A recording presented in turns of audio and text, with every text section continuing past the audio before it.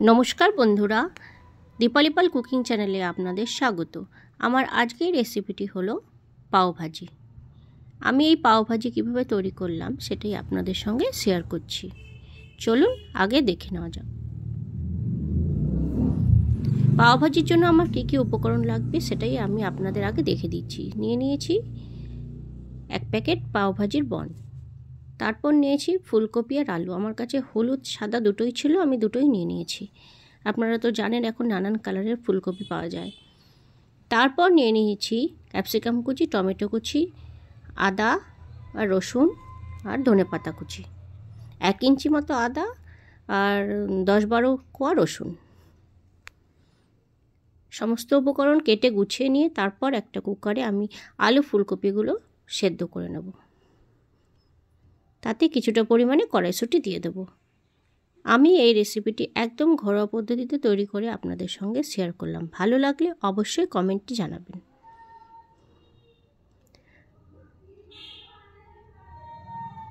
সব কিছু কুকারে দিয়ে পরিমাণ মতো নুন দিয়ে দিলাম। দিয়ে সামান্য, খুব বেশি জল এতে দেওয়ার প্রয়োজন নেই, মোটামুটি মিডিয়াম জল দিয়ে আমি সেদ্ধ করে নিয়েছি। দেখুন ফুলকপিগুলো সেদ্ধ হয়ে গেছে। সমস্ত কিছু সেদ্ধ করে নেবার পর একটু ঘেটে নেব। দেখুন আমি ডালের কাটার সাহায্যে একটু আধ ভাঙা করে সব কিছু ঘেটে নিচ্ছি। ঘেটে নেবার পর তারপর উনুনে কড়াই চাপিয়ে দিয়েছি। দিয়ে দিচ্ছি তাতে সামান্য পরিমাণে সাদা তেল আর দিয়ে দেব পরিমাণ মতো বাটার। এই রান্নাটা পুরোপুরি বাটারেই হয়।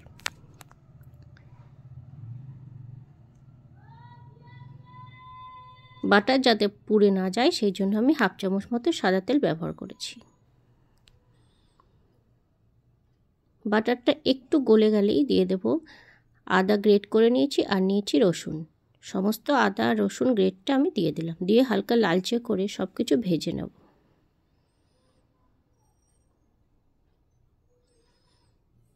হালকা লালচে করে ভেজে নেওয়ার পর দিয়ে দিচ্ছি 2 বড় সাইজের পেঁয়াজ কুচি।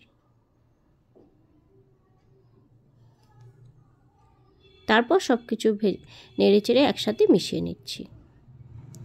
ভিডিওটা স্কিপ না করে পুরোপুরি দেখবার অনুরোধ রইল, তাহলেই বুঝতে পারবেন আগে কিভাবে ঘরোয়া নতুন পদ্ধতিতে তৈরি হয়েছে। আর ভালো লাগলে অবশ্যই সাবস্ক্রাইব করবেন। পেঁয়াজটা সামান্য ভেজে নেওয়ার পর তারপর তাতে ক্যাপসিকাম আর টমেটো কুচিটা দিয়ে দিলাম। দিয়ে সব কিছু ভালো করে ঘেটে সুন্দরভাবে ভেজে নিতে হবে।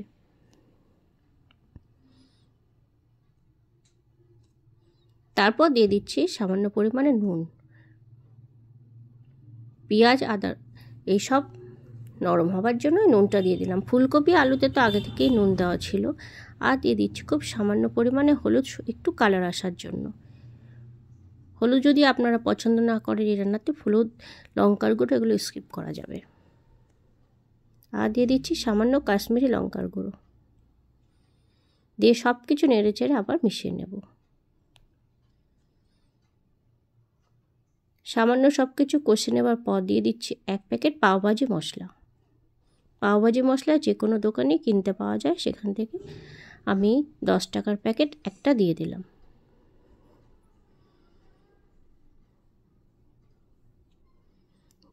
দিয়ে আরও একটু সামান্য কষে নেবার পর সে আলু ফুলকপির মেশানোটা আমি সমস্ত দিয়ে দেব।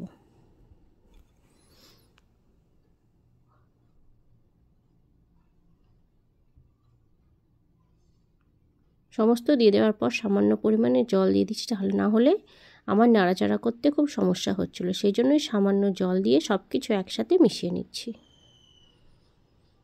আপনারা এইভাবে একবার বাড়িতে অবশ্যই তৈরি করে দেখবেন, খুবই ভালো হবে এবং খুবই কম উপকরণে তৈরি হয়ে যাবে।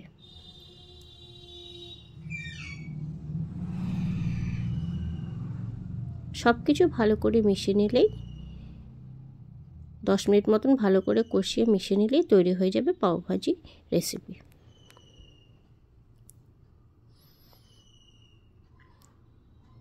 একটু ফুটে আসার পর দিয়ে দিচ্ছি আমি ধনেপাতা কুচি। তারপর আরও একবার সব কিছু ভালো করে মিশিয়ে নেব।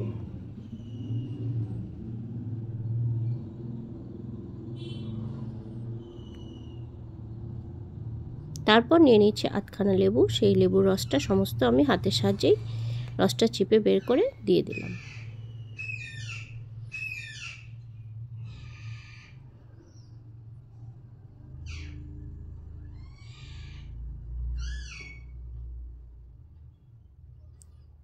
তারপর লেবুর রসটা আমি আবার ভালো করে সব কিছুর সাথে মিশিয়ে নিলাম।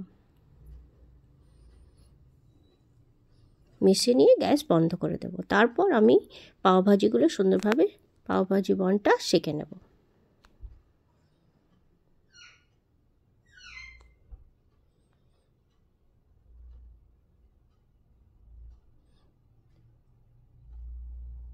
এই বনরুটিটাকেও বাটারের সাহায্যে সেঁকতে হবে।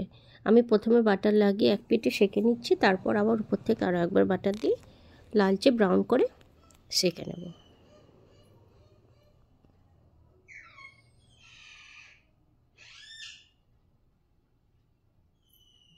বনরুটিটা সেঁকা হয়ে গেলেই তৈরি হয়ে যাবে আমার আজকের টিফিনের রেসিপি পাওভাজি।